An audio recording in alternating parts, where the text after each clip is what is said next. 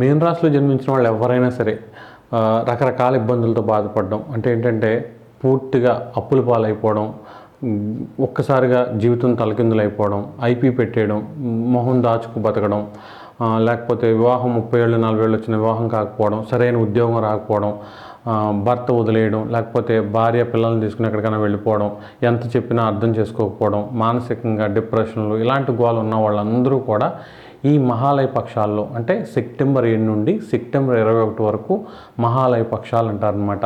ఈ రోజుల్లో కనుక తిథి మీ పెద్దవాళ్ళు ఎవరైతే తిథి వారం ఇవన్నీ తెలియని వాళ్ళు, సంవత్సరం ఇలాంటివి ఆచరించలేని వాళ్ళు కూడా ఈ మహాలయ పక్షాల్లో వాళ్ళందరినీ తలుచుకుని ఈ శ్రాద్ధ కర్మలు నది ఒడ్డును కానీ కాల ఒడ్డును కానీ ఆచరించడం వలన ఈ సమస్యలకు ఒక కొలుక్కు వచ్చే అవకాశం ఉంటుందన్నమాట. ఖచ్చితంగా ఈ సమస్యలు తొలగిపోయే అవకాశం ఉంటుంది.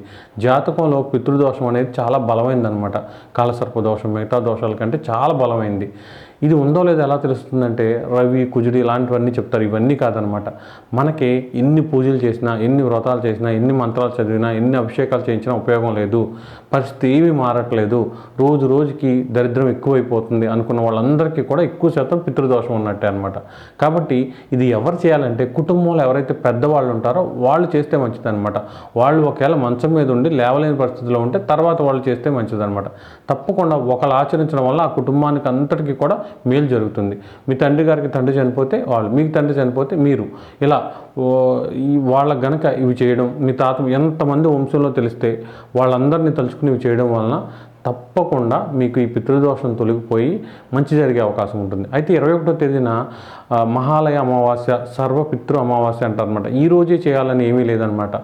ముందు ఈ 15 రోజులు చేయొచ్చు, ముందు 5 రోజులు కూడా చాలా పవర్ఫుల్ అనమాట. అందరూ ఆ రోజే చేద్దాం అనుకుని ఆ రోజు కుదరకపోవడం వల్ల చాలా ఇబ్బంది పడే అవకాశం ఉంటుంది. కాబట్టి ఈ రోజులన్నీ కూడా ఇలా ఇబ్బందుల్లో ఉన్నవాళ్ళు 7 నుంచి 21 వరకు కూడా ఏదైనా దానాలు ఇవ్వడం, దాన ధర్మాలు ఏమైనా చేసే అవకాశం ఉంటే ఇప్పుడు చేయడం, లేని వాళ్ళకి సహాయం చేయడం వలన కూడా పితృదేవతలు ఆశీర్వదించి మీకు మేలు చేసే అవకాశం ఉంటుంది.